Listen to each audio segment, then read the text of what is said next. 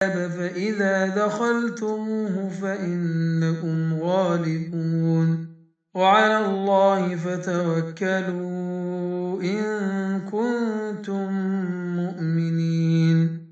لكن منتظر ايه من اقذر صنف من البشر؟ وعلى النقيض تماما لما نبي الله صلى الله عليه وسلم بعت المسلمين بعدد 3000 جندي يحارب الروم 200,000 جندي. وهنا الفرق تماما، المسلمين راحوا ودخلوا المعركة وسبتوا فيها بشكل ما يتحكيش في روايات. وعايزك تسمع قول الصحابي عبد الله بن رواحة في الغزوة دي: يا قوم والله إن التي تكرهون للتي خرجتم تطلبون الشهادة، وما نقاتل الناس بعدد ولا قوة ولا كثرة، ما نقاتلهم إلا بهذا الدين الذي أكرمنا الله به، فانطلقوا فإنما هي إحدى الحسنيين، إما ظهور وإما شهادة. ودلوقتي الحاجة الوحيدة اللي باقية من ريحة الصحابة هم الفلسطينيين، لو راحوا فراحت كل حاجة. سلام.